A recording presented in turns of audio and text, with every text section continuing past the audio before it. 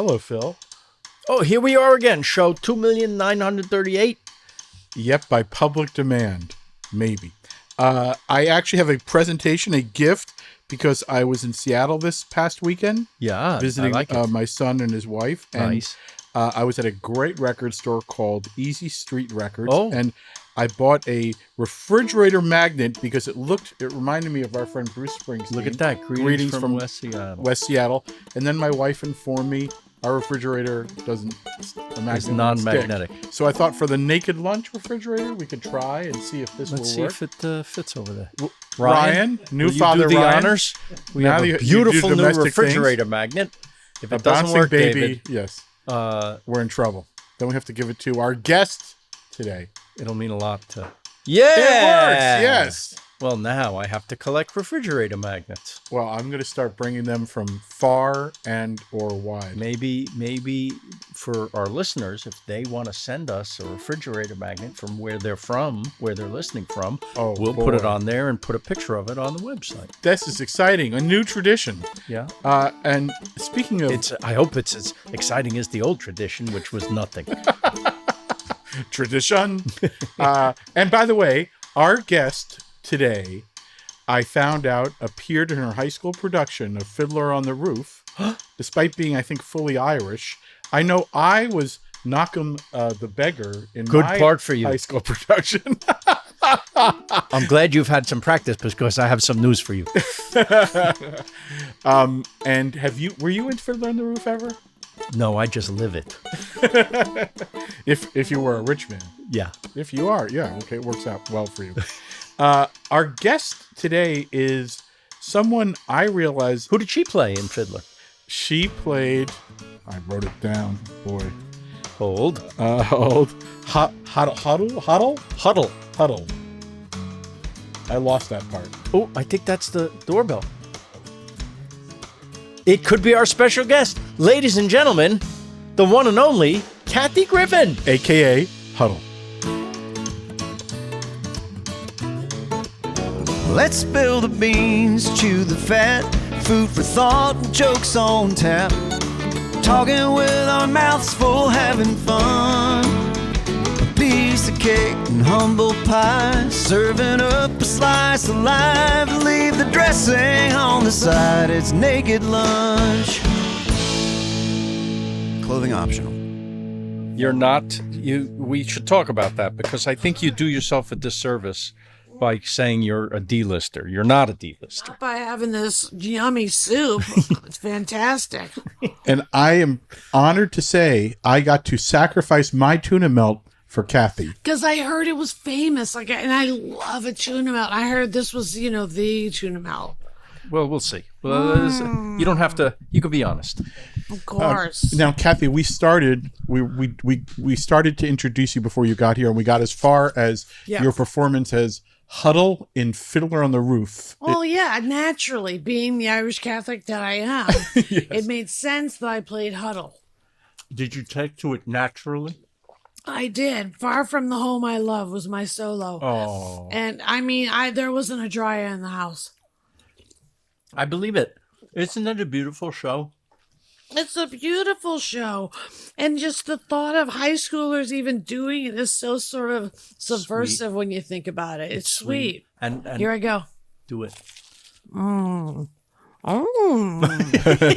That's a good face. Very good. It did travel. Ask at your own peril. Ask me questions, but I'm not making any guarantees. You'll be fine because we had Elaine May sitting there and she ate a full-on Langer's legend. number 19. She's such a legend. I got to spend the day with her one time. You did? Tell us. At Phil and Marlowe's. Now, if you're of my generation, you know who that is. Absolutely. I was there too with her. Yeah. The great Marie. Yeah. From That Girl. From that Girl, which for me growing up was one of those feministic, iconic shows. And Elaine May showed up there and she had the best line. She goes, the problem with your generation? None of you you're all afraid to get arrested. We should all go do something to get arrested right now. But no, you're all too afraid to get arrested. That's your problem. And I always remember her saying that at this party, and it was just delicious and also true. We did not get arrested. She was correct. Well, our mutual friend, Jane Fonda, doesn't mind. Worship. How can I not? Worship. Are you aware of Jane's nickname for Phil? No. Phil, can you share your nickname that Jane Fonda has given you? You have a nickname. The tabs aren't going to be talking. The Jewish Tinkerbell. Oh. It's humiliating, really. Sexy. Sexy. Especially when I wear the outfit. Hot.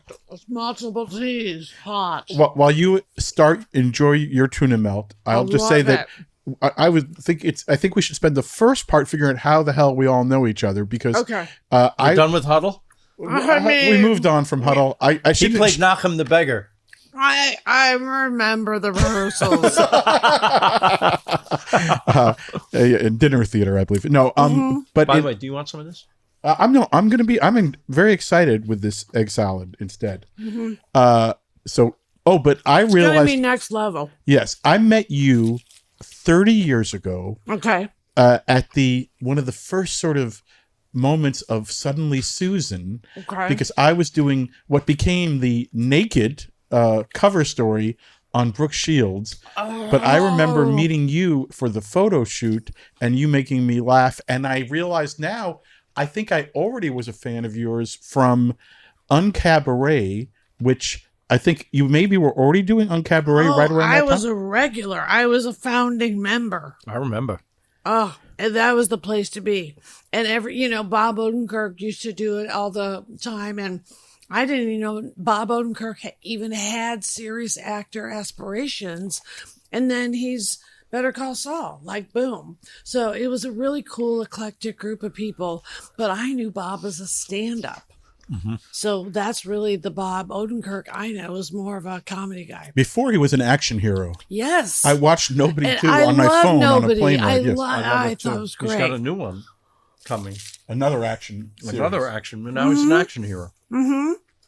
I remember back when I was going to Uncabaret, they were filming sometimes, and there was a documentary that I believe has never come out, which I think would be the most priceless. It was the people who ended up doing Little Miss Sunshine, the Valerie Dayton, Jonathan Ferris, I think. Jonathan Ferris and Valerie Dayton, Academy Award, are the winners or nominees. Yeah, and I don't know that documentary. Think about who was in that troupe. Where is it? Jeanine Garofalo, Ben Stiller, Andy Dick, Jon Stewart, Margaret Cho, anyone who did something called alternative comedy. It really started, for me, it felt like it started there. For me too. And it was run by a woman named Beth Lapidus. She still does it occasionally. And it opened people up to the idea that it's okay to go see stand-up and not laugh at the normal cadences, maybe every 3 seconds or every 7 seconds, or all those that you could tell stories. Rules. You could tell stories as long as they were laughing. You didn't have to play by the rules anymore. So that's all it was. It didn't mean to be. It came off as pretentious, but it really meant take the guardrails off and play around with the actual structure of comedy. I thought it was great. She also opened up to the idea that she could talk whenever she wanted during your act. Yeah. Never had fear. I still don't. That's my problem. Because you were used to being interrupted by her. Yeah. That's funny. Yeah. I didn't know that it served an actual purpose. Well, I guess you make it. You find the purpose. It's true. Yeah. And did you two meet through Judy? I'll tell you who we met. Judy Toll. Great mutual friend. And such a tragedy what happened to her. She died young, but she's one of the people that talked me into even trying stand-up. Judy Toll and Lisa Kudrow from Friends pulled me aside and they said, "Oh, you're pretty funny as a groundling. You're pretty funny playing characters, but we think you're really funniest as yourself." And they were the very first two that made me think I could somehow stand on stage and tell stories and make people laugh. What year was that? Gosh, it probably was about freaking like 90. I mean, it was definitely not an overnight situation, but they would let me open the late night experimental show with a story, and they'd give me like 15 minutes. And so that's really where I started instead of the clubs. So it was a different style, but it was still competitive. If you didn't deliver, you got cut. And that style has sustained you to this day of storytelling. I love it. I'm still on tour. Can you believe it? I think it's fantastic. It's ridiculous. I've done more tours than I can count, Phil. It's awesome. I mean, I had no any other life. I love it. Yeah, and the people love you. You sell out everywhere. You're on the YouTube. I'm on the YouTube. I have a YouTube show. And here's the thing. I don't have guests, and I'll tell you why. Because they cancel. And you two don't want to act like they do because you're so loved by everybody. But you know it's a pain in the ass to have celebrities because they cancel. So I just have a show where I pop off at the camera and I'm the celebrity. You are the celebrity. We're lucky she didn't cancel today. I was expecting it. We were counting on it. That's why I thought I'd get the tuna. This was worth it. Yes, we seduce you with tuna here. I think it's interesting that we're here. We're having Max and Helen's today, and it's appropriate because your parents also, you brought into show, like you both are people who took your parents and arguably pimped them for great success in your own We work. monetized them. You've monetized. That's the real reason We should you get have something parents. out of it. Yeah, thank you. Phil always talks about there were people who initially didn't want his Max and Helen on Somebody Feed Phil. Yeah. But then it became like one of the most popular sort of features. And was it true for you that your mom had to be one of the... My mom tested higher than I did. So I had a show with my name in the title, and yet they wanted to see Maggie Griffin more than Kathy Griffin. Hilarious. I had to live with that. But thank God she was really herself on camera. And my dad was like comedian funny, and my mom was funny without knowing why she was funny. I think we had the exact same parents because this was also, I found working in TV when we were doing Raymond, for example, they actually told me, maybe you don't have the parents in every episode next season after season 1. I'm like, first of all, a little louder. They're standing right there. Right. Second, it's during a taping. Peter Boyle and Doris Roberts are doing their thing. I said, you hear the laughing? Yeah. The people are laughing. Yeah, they did a study. They did testing with young people who the favorite characters were on the show. You don't have to shout. A little nervous. The old people. Grandma and grandpa. Yeah. It's always, the kids love grandma and grandpa. Yeah. This urge to get younger all the time is so silly. They're beloved when they're older. They can get away with God only knows what. I can't filter. believe the shit my mom said. Yes. She said all Mexicans love soccer. Don't even laugh. Shame on you. What does that mean? She doesn't even know what it means. Why would she get drunk on a box of wine and say that? All Mexicans love soccer. What's the point even? What's the point? Who learned a lesson? What happened? There's a little truth in it. Come on. Well, hold on. Come on. Did that get on the show? Yes, Okay, well, it got on the show. I think you let it on the show. Look, I can't. She was a genius. She was a legend. I had to let her be a legend. Our parents are comic geniuses. She was too real. She was too real. She was so freaking funny. She never paid for another Starbucks again after my TV show because no homosexual worth their salt would let the great Maggie Griffin, who they loved from Kathy Griffin, My Life on the D-List, pay for a coffee. And my mom would stand in Starbucks until a guy came up and said, "May I buy your coffee?" Oh. She would stand there a day and a half. She didn't give it. She would wear a diaper sooner than pay $8 or whatever it costs for a coffee. I'm with her. And eventually, that's manipulation. It's no better than manipulation.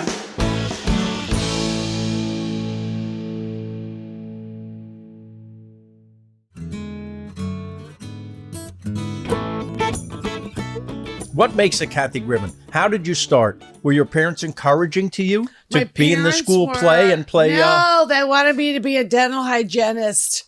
A dental hygienist. I was elected, and they wanted me to marry a Jewish dentist, and we were Catholic. And I said, but why? And she said, because they're so reliable. She, again, a little truth. You can't say that. She doesn't know what she's talking about. She was drunk. Well, have you married a Jew somewhere along the way? I don't know. You didn't check? I'm a non-secular lover, okay? Oh. I don't judge like you two. Sit at the right hand of the Father, you two. So how did it start for you? Started by having the Kathy Griffin show at the Griffin family table. Now, yes, being Irish Catholic, there were only 5 of us, which is a shame because my mother, not making this up, was the youngest of 16. Yeah, the Irish Catholics, they don't fuck around with the condom. They want to procreate now, like yesterday. That's like the Groucho line. Well, I mean, it's kind of a great tragedy, but they have 16 kids. So anyway, I'm the youngest of 5, and I would have the Kathy Griffin show in front of dinner and torture them while they had a Swanson's TV dinner, torture them. And what town is this? This is Forest Park, Illinois. Yeah. And I would make them watch the show, which ironically, it was a different time, had the same music as the Tonight Show. Da, da, da, da. And so I did, it was before infringement. It was before. Paul Anka could be listening and sue you. Who knew? Nobody was counting the beans. It was a different time. And so I would do, a scene from Love Story, and I would play both characters. It was awful. And I'd make them watch, and they'd have to kind of clap. And eventually I was like, see, I can do this. And then in high school, It was truly competitive. There were 5,000 kids in my high school. In Illinois? In Illinois. I went to high school with Danny Castellaneta, who's Homer Simpson. My buddy. Got more money than you. He's got more money than you, Phil. He's my buddy. He's a great guy. Well, I should hit him up for money. He screwed you money-wise. He wow. bent you back over and he said, try this on for size, because he's got real money. And one of the nicest people you could ever meet. Oh, are you kidding? I happen to know him a little bit and his wife, and they're just the nicest people. High school, you're encouraged to be in the play. Look, don't frown on the chorus. You learn a lot. No, I loved it. But guess who was the star of my high school? Mary Elizabeth Mastrantonio, who was in Scarface. I know exactly. The Abyss. Money. Yes. She's a great actress. She's a great singer. Where is she now? I haven't seen her in a while. She lives in Ireland. And that's all I know.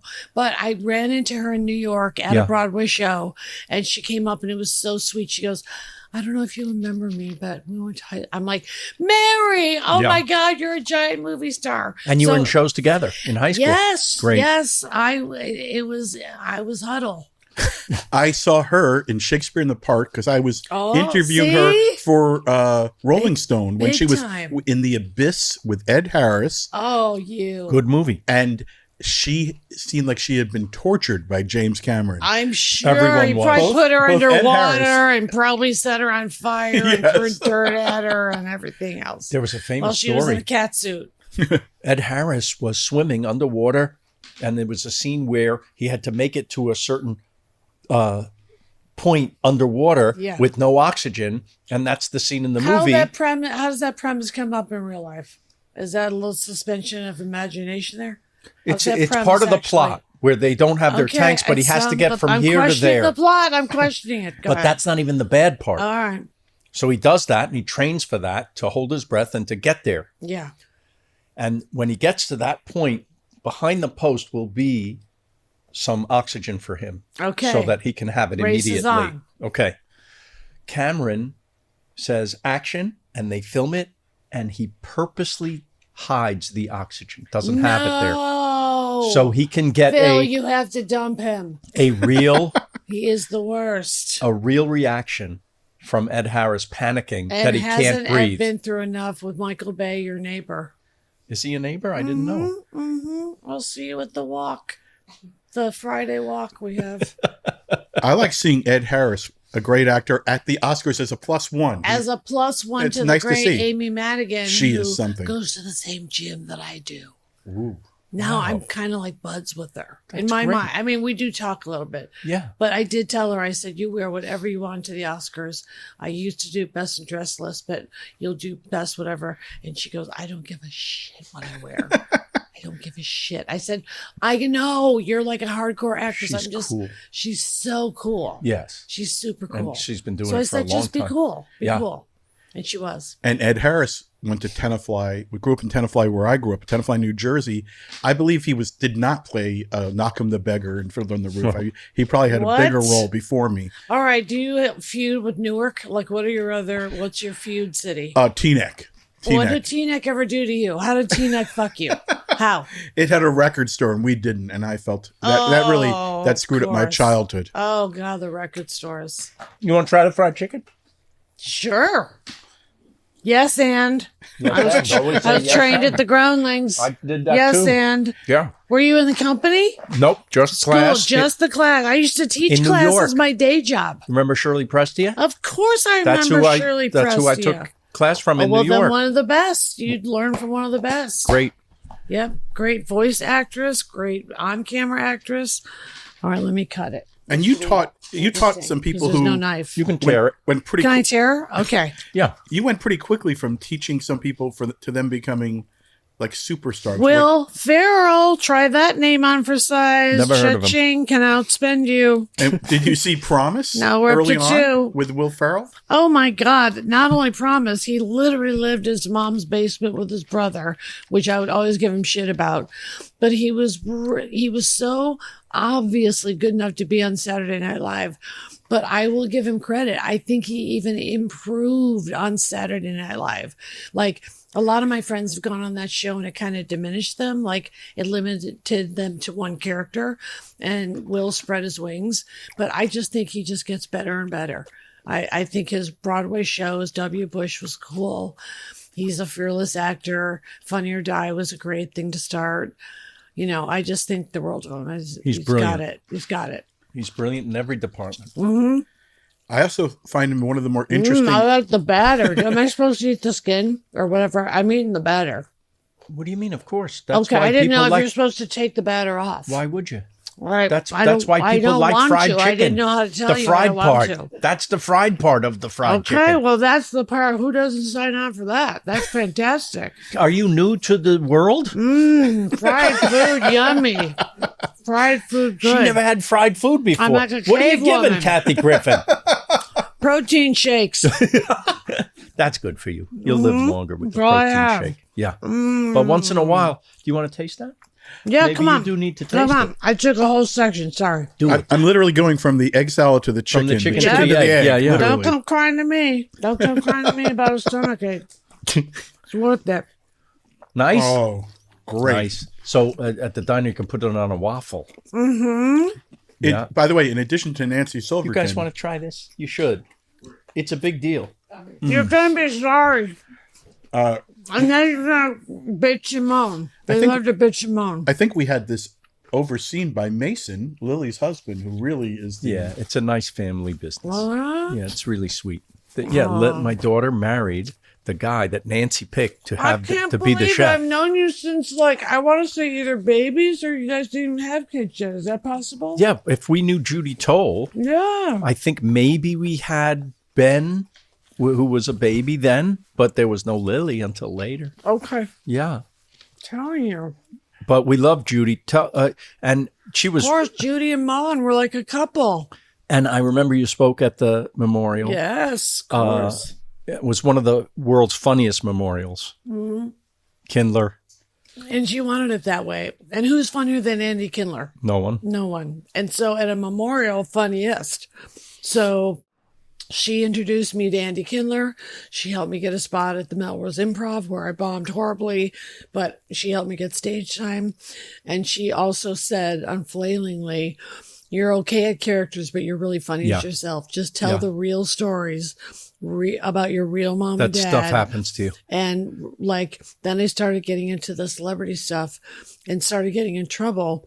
But when I started, You got in trouble sometimes? every so often, the Academy wants to run me back. But when I got the great gig on Suddenly Susan, I got to be around Brooke Shields, one of the most famous people globally. And I then started kind of lovingly kind of pulling back the curtain and showing what she's really like. And then I did a day on the movie Pulp Fiction. And so I got to talk about what Bruce Willis is really like and tell my kind of backstage gossip. And then I was off and running. Nobody was safe. That was it. So that I thought maybe, you've been influenced by Joan Rivers. For sure. But Joan, remember, was a joke teller. Nobody was better, but she was a real joke. She had the files. Exactly. Literal files of jokes. So it wasn't stories per se. Right. I might give you like 4 minutes of torque and then do 7 jokes in a row. So it's a different, you got to get hope the audience gets into the cadence. Right. And they do. They better. I see it. Or else I'll give them say the name of your YouTube special so everyone can the find YouTube that. special free. You don't have to give me your data. Not $10 free. It's my gift to you.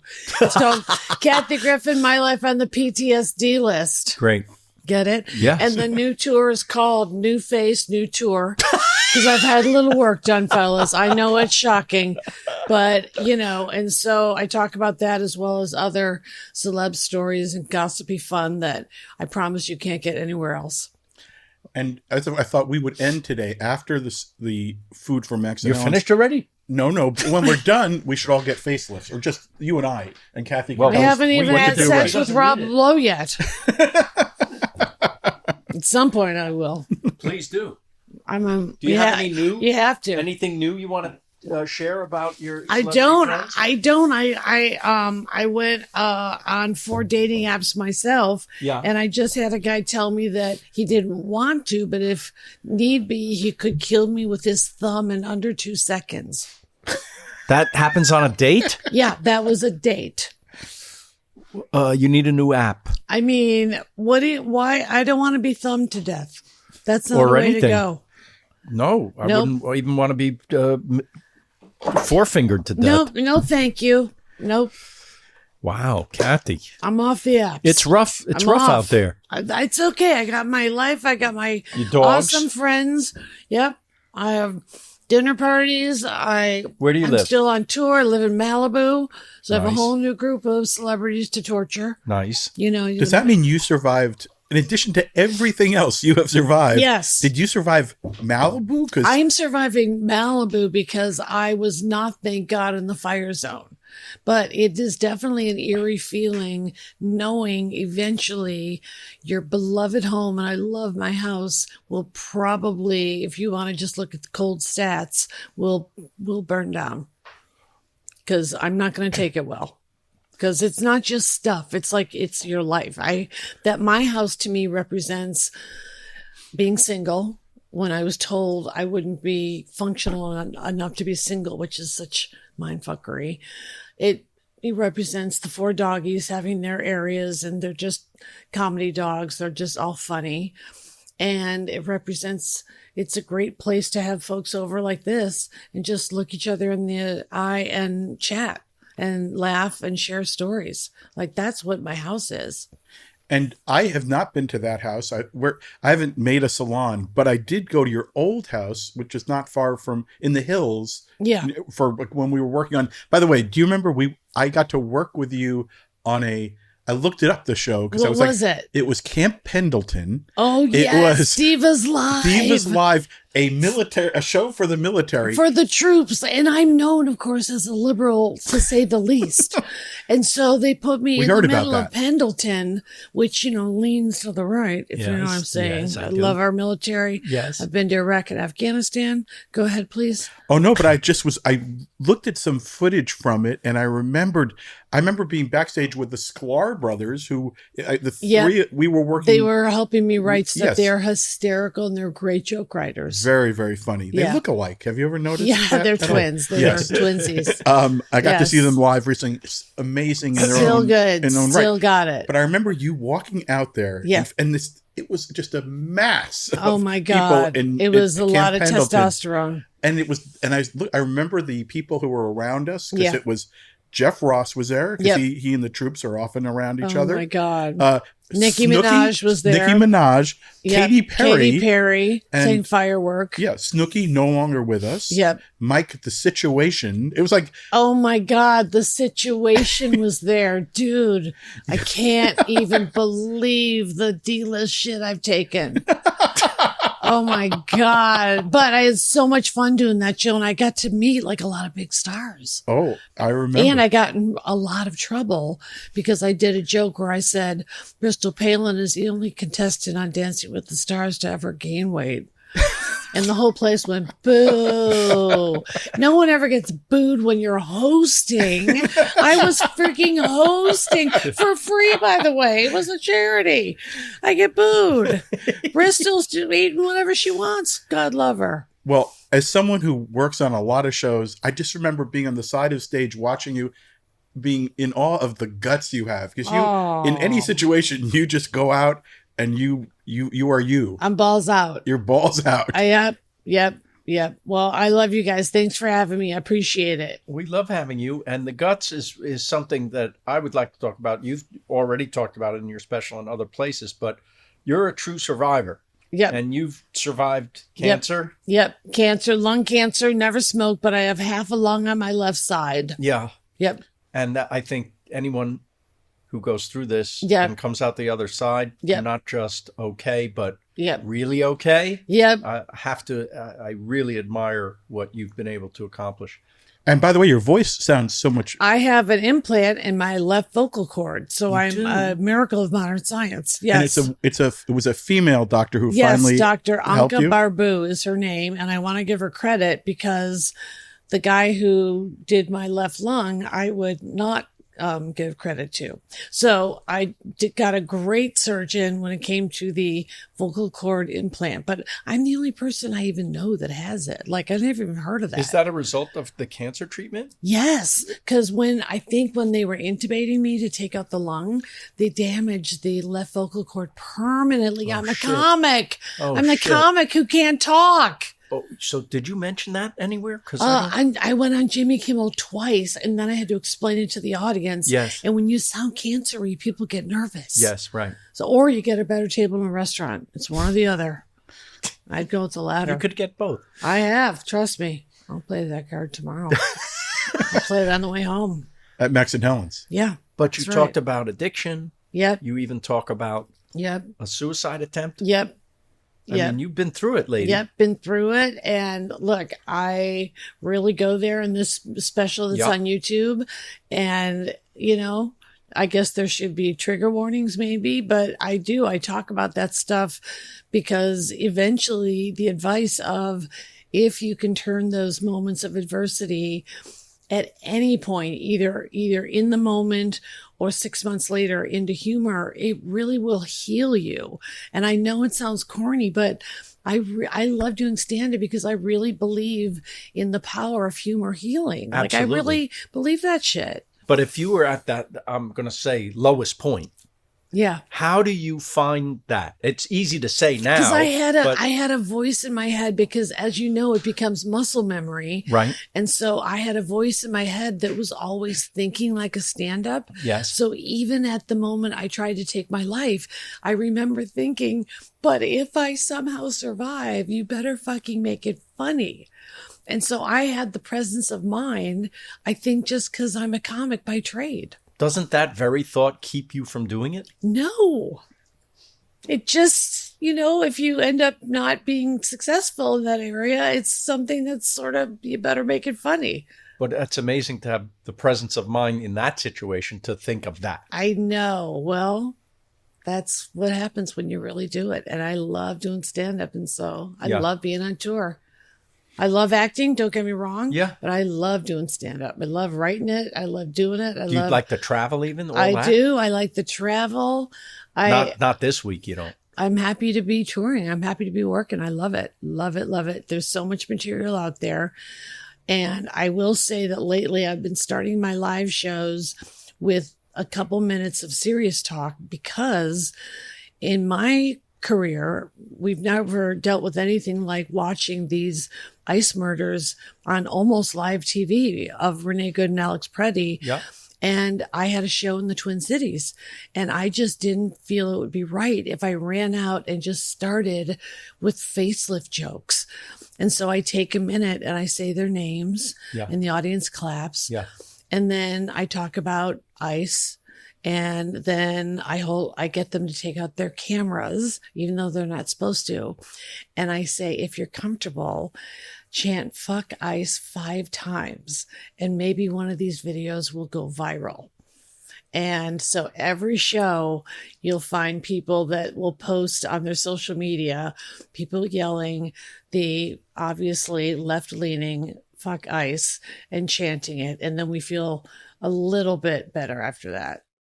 Oh, don't get me started on my politics. Everyone knows where I stand. Well, it's interesting. Like, I was thinking about Bruce Springsteen is starting a tour by going to a No Kings rally. I think In Minneapolis. Minneapolis. He's going Saturday, March 28th. Right. And people, That's right. and I say Phil and I probably have spent our lives being in awe of the guts of someone like Bruce Springsteen. Yeah. But the reason I bring that up is I, later in life, having been married 30 years, it's gradually dawned on me that sometimes the gutsiest people were not the dudes like Bruce Springsteen as much. And I love Bruce Springsteen, but I think about the women, like you mentioned, Joan Rivers. Oh, God. Even Phyllis Diller, Phyllis Toadie Diller. Fields, Moms Mabley. Well, even doing this show, we had Sean Cassidy on not that long ago and talking about Shirley Jones, talking about, I met Debbie Reynolds and wrote a joke with her for some show. And I remember going, these are women are winning Tonings, and they're doing theater, and they sing and they dance and they act, and they got to look great, you know? and they have married crazy men generally. The craziest. The craziest. We love it. We just run toward it. It's terrible. We're so fucked.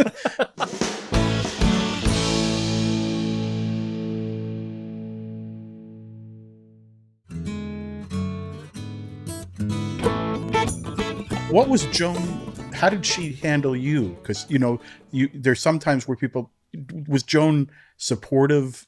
Oh, so supportive. She would make a joke, you know, in her documentary, there's a very funny scene where she's like, oh, Kathy Griffin's taking all my jobs.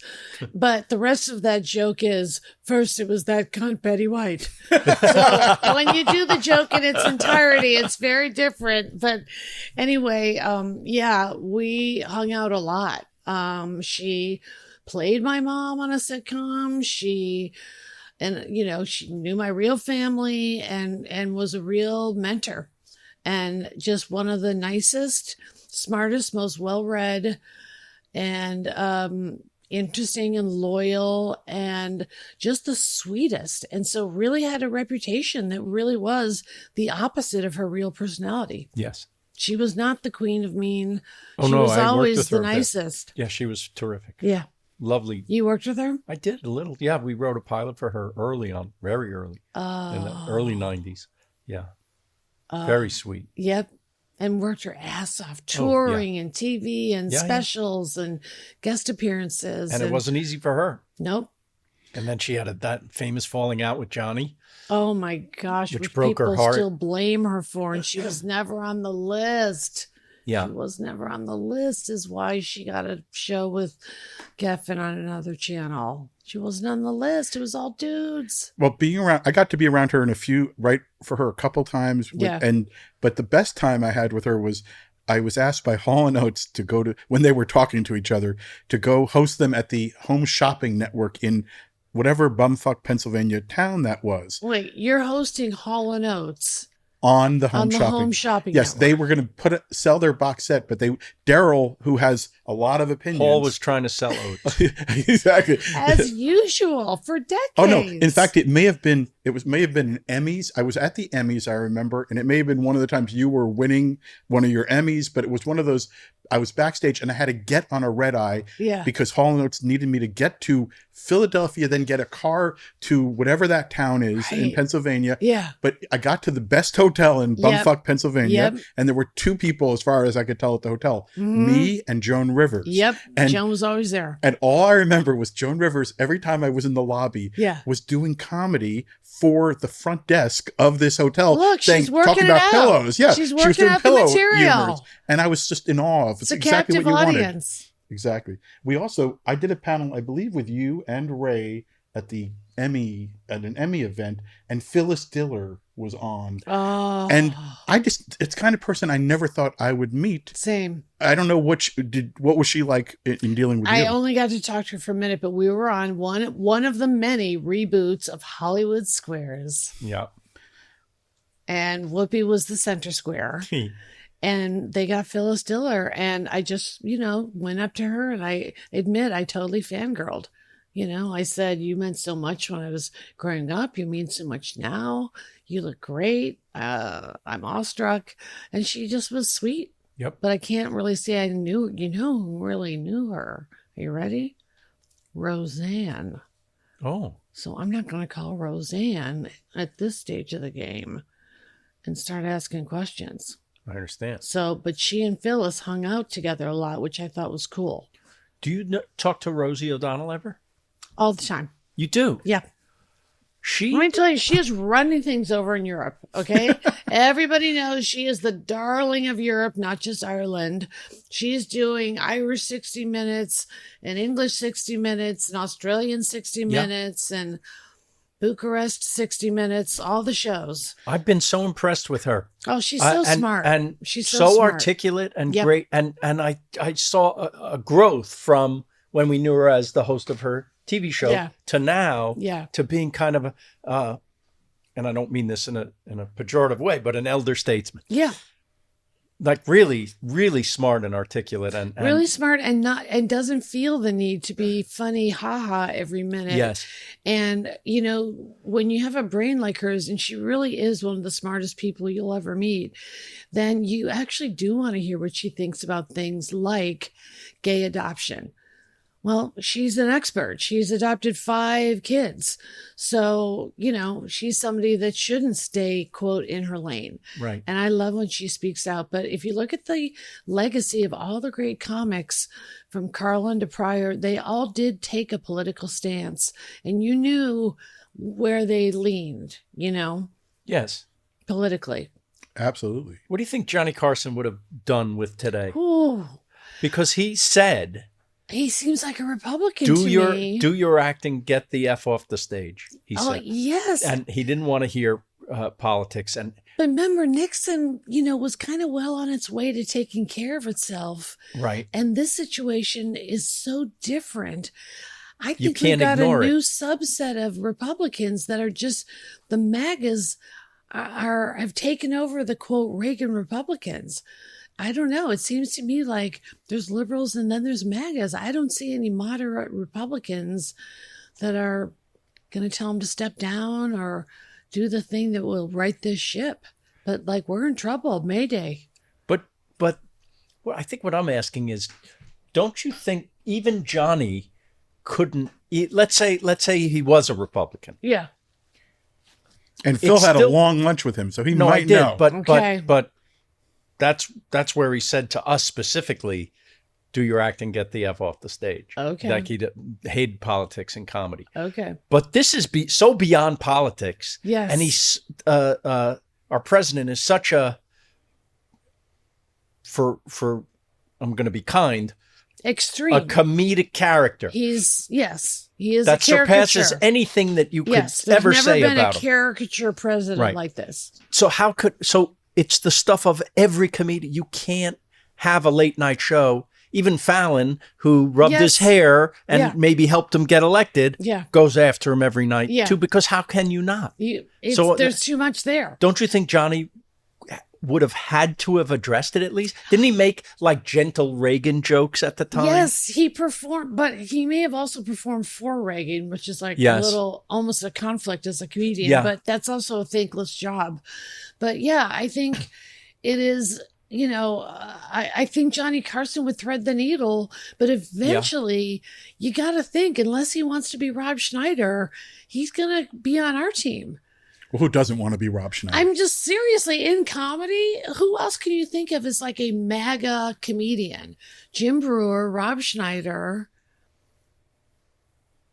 But they're all in with MAGA, just so you know. They are not like Reagan Republicans. They are MAGA. I don't understand it. Letterman has no trouble saying it right out loud. Okay, good. Right? You've seen what he says. Good. I think it's interesting when you talk about Carson. I think the thing about Kimmel, which is amazing, is I've often thought, like, I remember when 9/11 happened, I think it was trying to see how someone like Letterman, who was like so irony based, how do you say something? Yeah. And I think what Jimmy Kimmel's been doing for years now, between politics and also dealing with stuff with kids and healthcare, I think he's expanded the range of what late night TV used to be. Absolute hero. Just, a Absolute couple of good hero. lines.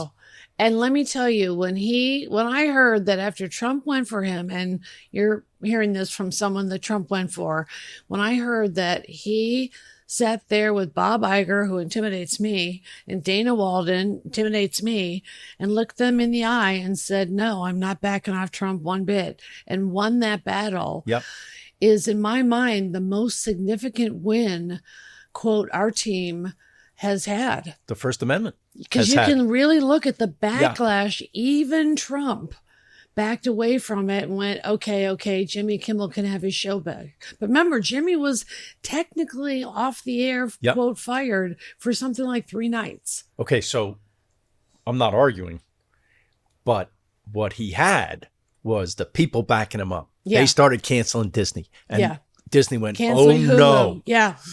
Oh, no. Yeah. We had no idea this would happen. Right. We thought it would be like everything else. People really canceled. They really did. They put their money where their mouths were. You cancel him, we cancel you. Yep. So everyone should know that there's real power in numbers. Yeah. There's a whole thing now of resist and unsubscribe from Scott Galloway, who I think is another brilliant guy. You ever listen to him and Kara Swisher? Yes. Love that show. Pivot, it's called. Their podcast is great. Anyway,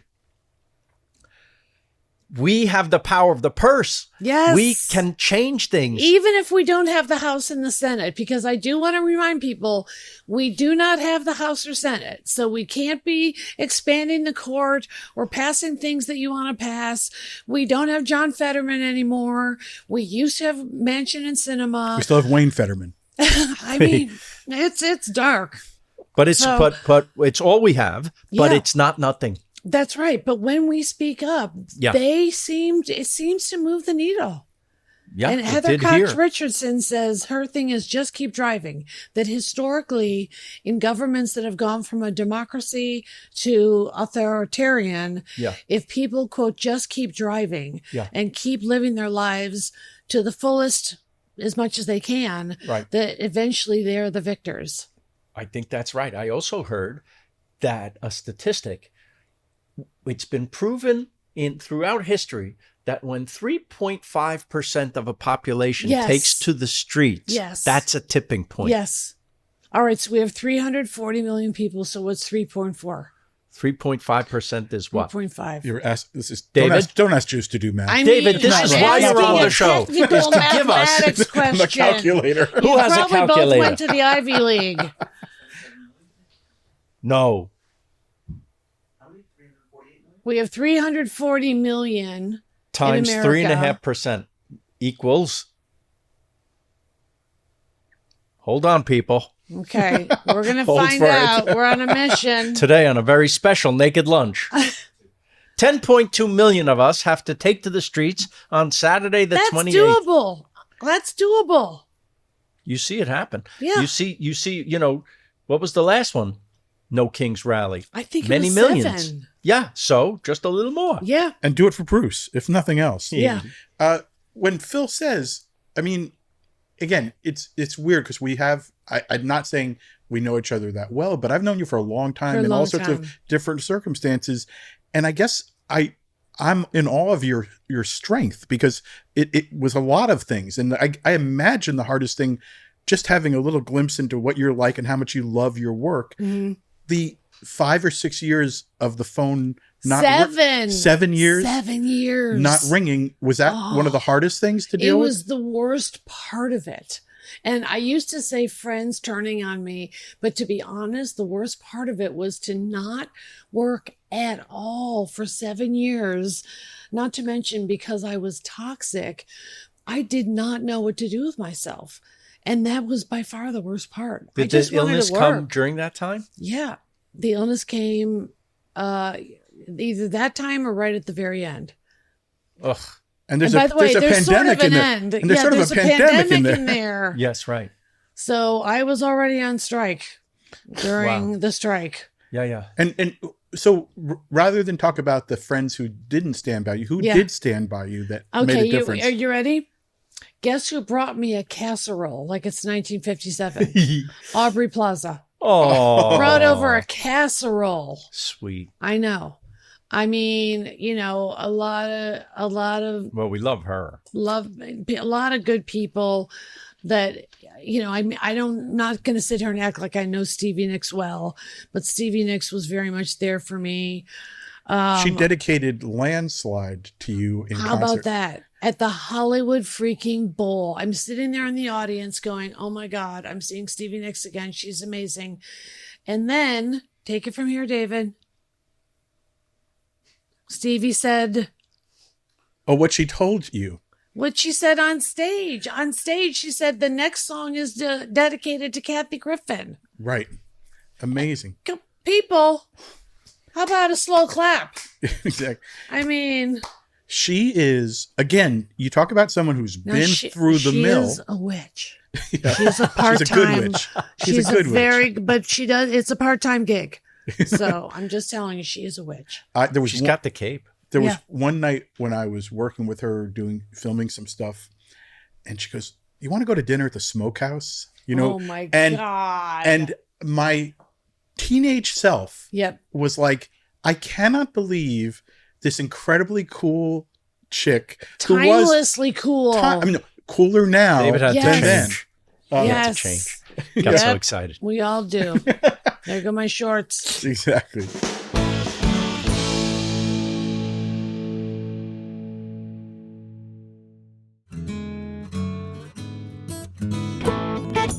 By the way, someone who you've mentioned, I've heard in a few podcasts, did you become friends with Sia sometime along the way? Sia is my bestie, and I just love her. And she and I were friends prior to my cancellation, and then during the cancellation, and she's been there for me very much, to the point where when I had my vocal cord problem, she knew of the doctor that was doing implants. So if it wasn't for Sia, nobody else was telling me that there was a doctor in Los Angeles that's doing these implants, and it kind of changed my life overnight. She used to come over for movie night a couple of times. Oh. Tell her I said hi. She's very nice. She's so great. Is she still in LA? Yeah, I don't know what happened to her. She records in her bedroom. Isn't that weird? Billie Eilish too. With her brother. Liza Minnelli too. Was that a book or not? Have you read it already? Oh, hello. Monica just went to see her. Cover to cover. Did you go see her downtown? Yes. You want to talk about it? Yeah. I love her, is what I'll say about that. Brilliant, legendary performer. Thank you. Icon. Absolute yes. Yep. I almost bought, I was at a bookstore where they had a pre-signed copy, and I almost bought it but I said, no, I'm going to have to try to get her on the podcast or something. But Michael Feinstein did Michael sign it? Do you think Michael secretly signed it? It could be, but that's a Michael Feinstein. I was going to say, it's still worth at least half as much. The one Sia thing I had, listening to one interview First of all, I want to say she gave me 2 giant hit songs for my YouTube special. And you understand this, how much songs cost. She gave me her mega hit Chandelier. Oh, boy. So it made my little dinky special look like it was a big budget deal. Yeah. And I ran out to a duet she does with freaking Kylie Minogue. And then she got Kylie to sign it off for free. Whoa. So that saved me how much? Maybe $100,000. Maybe $100,000. Yeah. That's a pal. And by the way, I did a thing with her where during the pandemic, I was asked to moderate a panel with her and Kate Hudson this Oscar nominated comeback and all that. Yeah. And that movie Music. Yeah. And she got sort of she took a lot of abuse Yeah. on that movie. And then I never heard her say was, I am on the spectrum. Yeah, she's autistic, and she calls it the tism, which I think is just kind of cute and funny. But yeah, she's autistic, and so, you know, she's like extra sensitive to certain colors and lights and sounds and stuff like that. But she said when she's writing, she's in a flow state, and so it doesn't bother her when she's writing, and she's incredibly prolific.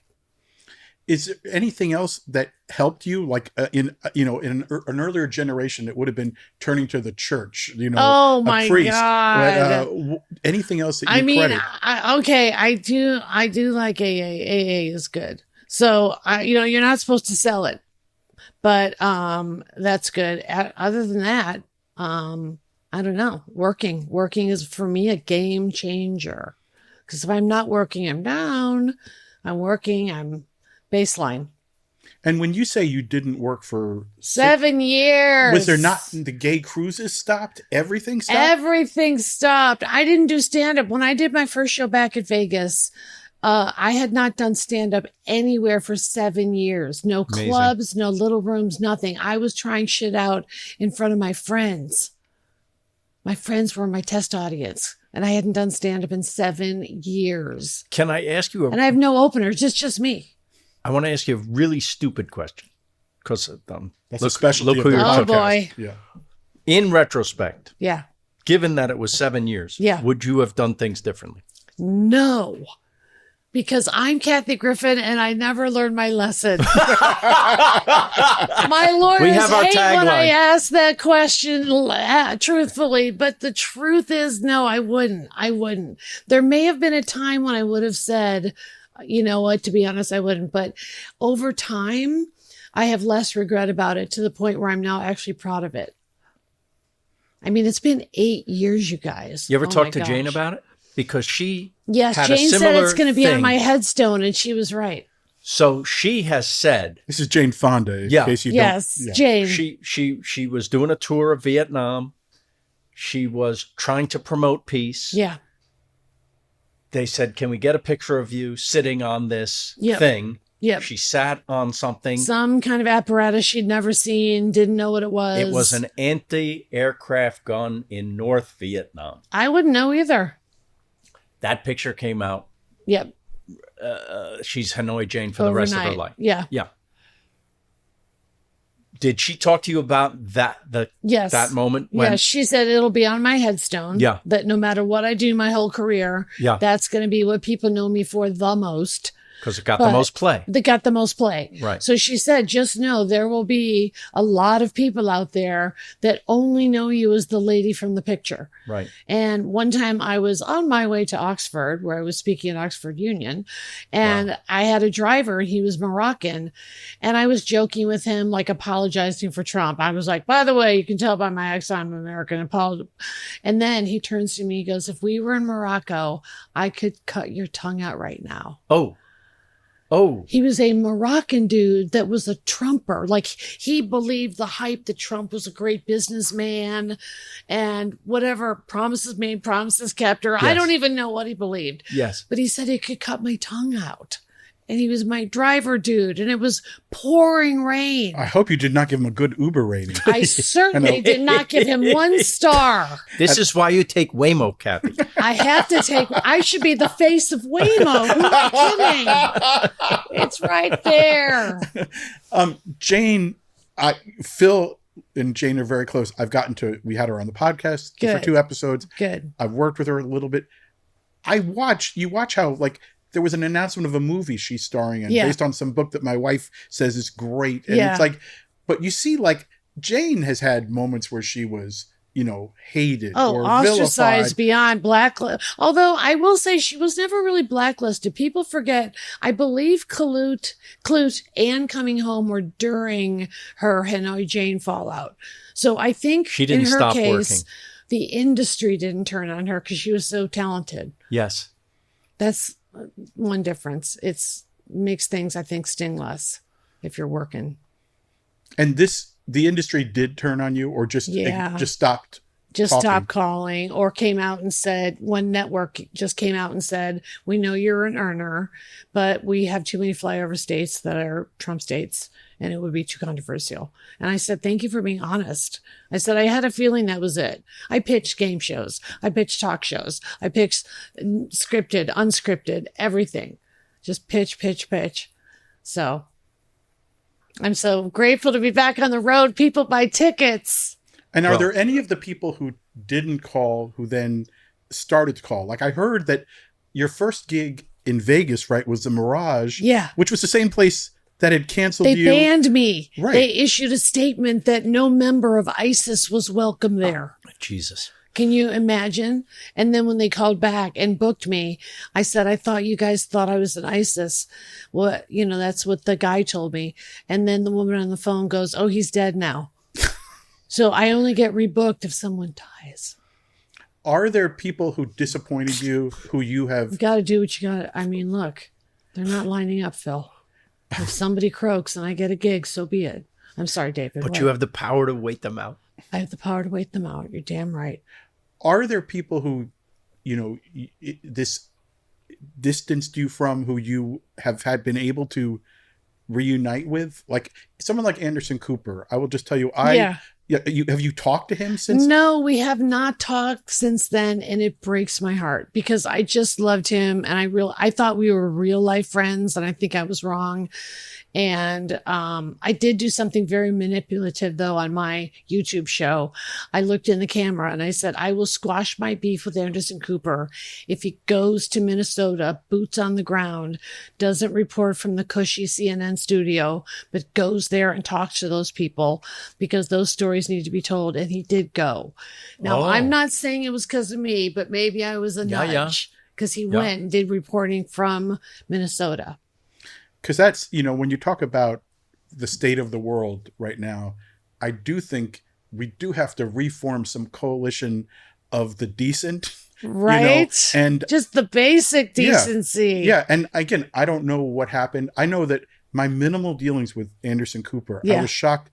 The guy I was around just in a work circumstance seemed very shy and uncomfortable. Really not.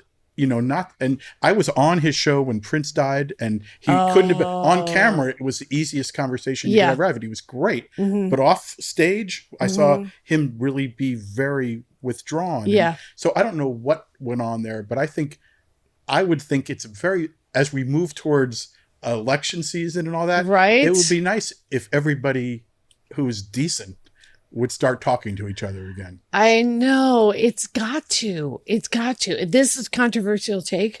I'm one of those pro-purple revolution nut jobs. Have you heard about us? Purple revolution. We're people that believe... Does this involve Prince? He's coming back? It does involve Paisley Park. Yes. It involves our team, the Blues, being more open to taking in the Reds if they've seen the light. Instead of yelling at them and saying, screw you, you should have been out when he, did the special needs guy. But we're more welcoming to the red, anybody that might switch. I'm with you. But a lot of blue people don't like that. They want us to say, you know what? You should have been out the whole time and you're terrible. I'm more like, let him in, we need everybody. Everybody. And my own sense. We lost Fetterman. We need everybody. Lost Fetterman. He's gone like the wind. Different person. There might be other factors. Oh, there. Okay. Yeah, but I don't know. I think the economy, for instance, is going to bring people together because gas people are is going to $6 a gallon. Yeah, I passed almost, I think, $7 on the way here. Oh my gosh. The California special, but it's not only California. I was in Washington State this weekend and it was incredibly high there. Yep. So, do you think people will associate that with this administration or not? I think there's a certain faction of people, I'm sorry to say, that where Trump can do no wrong and they'll never blame him for anything. Even the gas prices? But that number is getting smaller. Yeah, I think But it's so. always been 30% you're never going to get. How are we going to get the 30% of don't cares? That's the don't cares that freak me out. Well, what David is saying, might make the don't difference. pay attention to politics. It's not my thing. Well, when they can't afford gas and food, then they're going to care. All right. They better. Uh, Those I don't cares are really annoying. The midterms are everything. Yep. Everybody has to vote. Yep.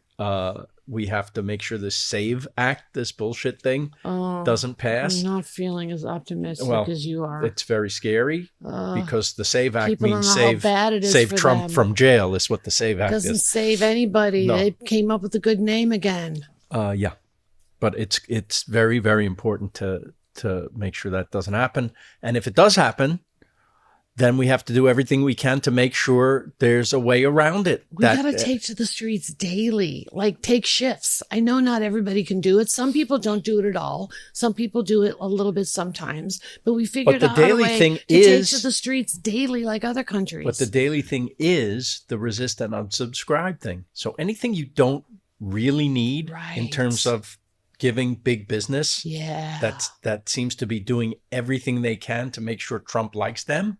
Yeah. Whatever people can do to give them a little less might make a difference. My theory is that I think the person who we're talking about, the president we're talking about, literally paid you. I believe the price was $50,000 to roast him. Yes. Paid you. As part of a challenge on The Civilian Apprentice. Yes. So I was never a cast member of The Celebrity Apprentice. Yes. But in 2 episodes, I was part of challenges. I think because a narcissist knows that being roasted, I think they thrive on it. They love it. He it's about hired them. me to roast. Literally. I'm not even a classic roaster. No. So what I'm saying is, I think the answer to the issue is, I don't think that's going to be the thing that makes a difference. I think the thing that makes a difference is economics and people gradually realizing I can't afford to eat, fill my car with gas, or have health care. Or fly anywhere, or feel comfortable going to the airport. So I think that, and I think the other thing is, I think there's a hunger, and I think we have to nurture this hunger for people that the American family, the family table has been fractured by this. I think the message should be, let's reunite the American family, which is why I believe when you say the Purple Revolution, I was unfamiliar with this phrase, but I think I'm all for that. And I'm someone who comes from a family and is very close to a family. Totally blue. I'll never be red. I can pledge that, but I don't see the point of excluding them so much that if they even were thinking of coming to our team, united we stand, divided we fall. And I think, unfortunately, sometimes all the star power on the left can drive the people, that 30% that are undecided or whatever they are. It can drive them, because I think there's resentment of famous people. There's we live in LA and we can think, oh, everyone loves rock stars and actors. But it's like, I think it's like, fuck you, rich person, for telling me what to do. I tour in the real America. That's totally how they feel. That's why they like my stories, because I take celebrities down a couple notches. Is the Kanye story you tell of the every dance? Word of it's true. What does he say? It's the greatest. I recommend you got to watch the special to get the whole story. But he literally was, I'm not here. Is that what he said? He goes, Kim, he walked down the stairs and Kim didn't know he was there. And she was like, oh my God, I didn't even know you're home. Oh my God, Bible, I didn't even know. And she goes, our neighbor, Kathy Griffin. And Kanye he wouldn't even look at me. And so I hugged him, which obviously made him uncomfortable. And then he started crisscross walking behind me, almost like river dance. Yeah. And he started to say, I'm not here. This didn't happen. I'm not here. I'm not here. This didn't happen. I'm not here. And then he left the room. I mean, I just was like, good talk. What else can you say? My dealings with him are so, I find they got to be all over the map. Yeah, literally all over the map. Because I'm sure there were times he was great, right? Yes. Okay. No, charming when he wanted to be, the most abrasive when he didn't want to be. Oh my God. I will say and that she loved him, by the way. Let me just say, they were my next door neighbors for 2 years. She really loved him. And a monstrous talent. Yeah. to go with the ego. Yeah. Monstrous talent. But in any case, enough about Kanye. But I had to ask if he But really great did that. neighbors to have, Phil. Are you kidding me? Kim love and what- Kanye at the height of their Kim and Kanye. Two Amazing. kids in. Amazing. Oh, Amazing. That was prime Kanye. Prime. And she had a Rolls Royce golf cart. Yeah, Chris got her a golf cart, which is common in gated communities. And yes, that's how bougie I am. But Chris got Kim a Rolls Royce golf cart, which I didn't even know existed. I didn't even know there was a department at Rolls Royce for golf carts. You mean it's literally made by Rolls Royce? Yes, it's it's not got some the affectation that they put front on a golf gear. cart? What do you call the thing? grill? Yeah, the grill and everything. But that's And not the something you hubs can of just... the tire. Made by Rolls Royce. Yes. She called somebody. David, we need You this. got to get to the point where you call you got to call the dude. Yeah. Call the dude. Like Streisand in her book, she says when she didn't like the Siri pronunciation of Streisand as Streisand, she goes, I called my good friend, Tim Cook.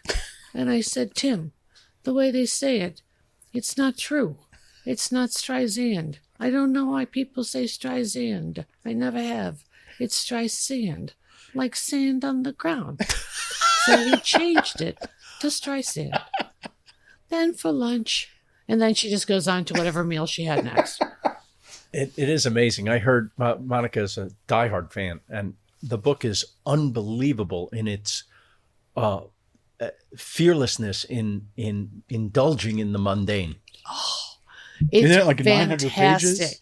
It is 167 hours you'll never get back. The whole book is about her clothes, as if she's known to be a good dresser, and her diet. She describes every morsel of food she's ever eaten in this is one of the greatest voices in history. This is a, early feminist director, worked with the biggest stars in the world. Everything one of the she's greatest ever talents had, in the world. every sandwich, Amazing. every cookie. By the way, I know she's into food. I invited her. She said she liked my show. I said, come and do a scene with me. She's, I don't eat on camera. Look, that means she doesn't. And Yeah. the answer is no, Phil. Maybe you're I'll used stop to hearing asking. yes in your real life. But I'm gonna in stop Streisand asking. world, it's the words no, and she fucking means it. That's Don't all try right. her. She's allowed. All right. She's allowed. Her She's, people have guns. I'm kidding. She would never. She's a love. What do you think of the Streisand effect? I think it's amazing because it's the type of thing. I don't Tell know Barbara people what it well. It is when you talk about something so much that it makes it the most talked about thing ever. So if I were going to do this interview and say, well, you can ask me about anything but my addiction to pills, then if you knew anything about me or read my book or anything like that, you'd be thinking, wow, when are they going to ask about the pills? When? Yes. When? And then you're thinking about the pill question more than if they had just asked That's it right. and gotten it out of the way. It's a very interesting psychological thing. We manifest the thing that we didn't want. Yes. And she gets it more.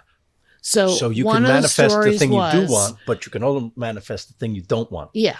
So she wanted this is the legend. Yeah. I don't know if this, she wanted a certain plot in Malibu. Yeah. And she wanted to be taken off Google Maps entirely. So just the average guy couldn't figure out where she is and find her. Right. So she had to file a lawsuit to do that, which became public.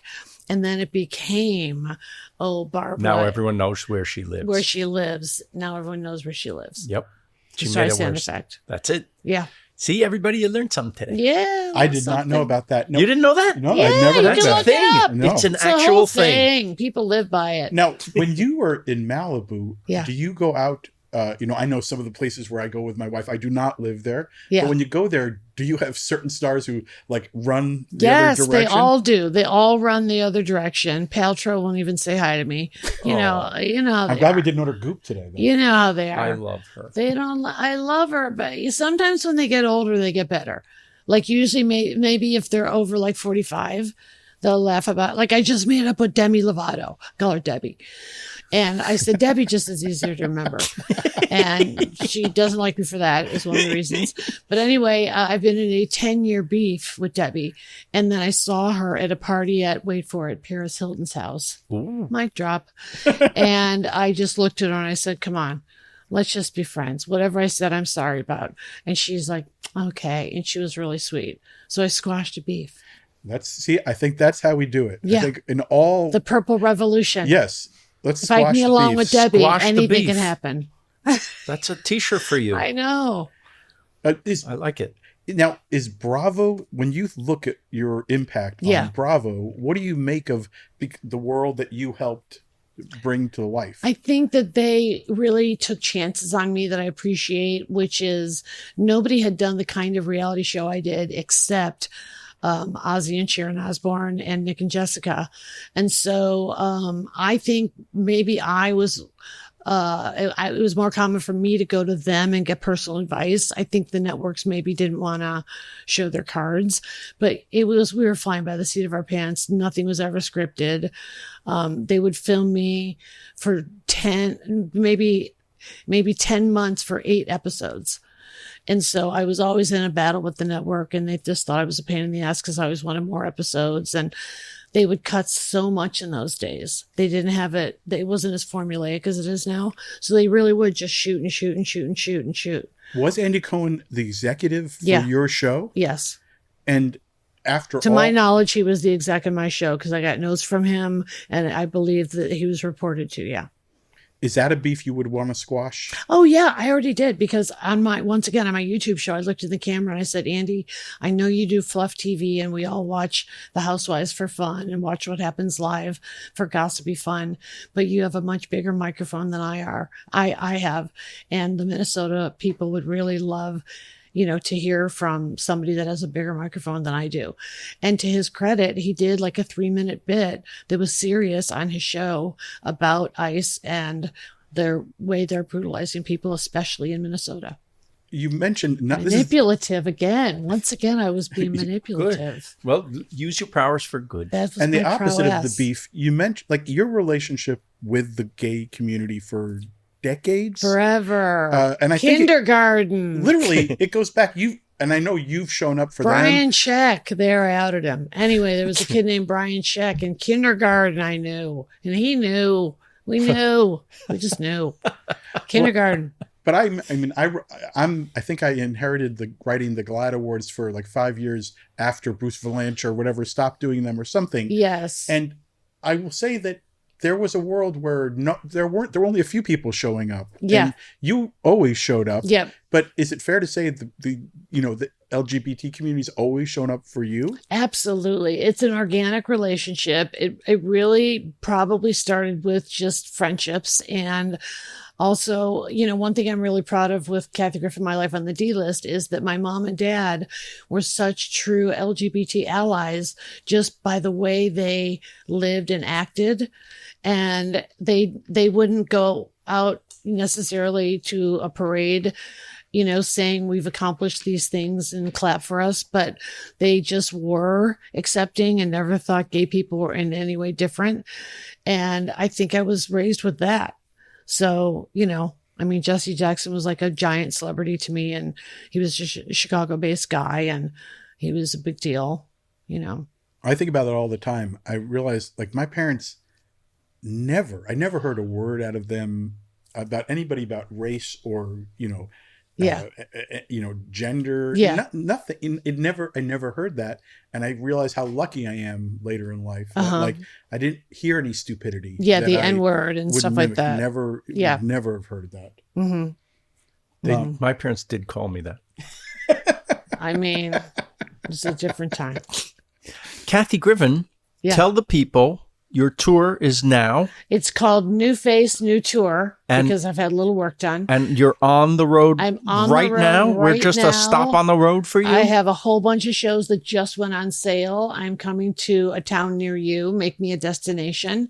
And go to kathygriffin.com for tickets and dates and nights of the week and the theater and the whole thing. And come support the experience of live entertainment. There's nothing like it. It's different from the phone. She's right about this, people. Kathy Griffin, we love that you came to lunch with us. Love you guys. And we wish you nothing but the best. Yum. Naked Lunch is a podcast by Phil Rosenthal and David Wild.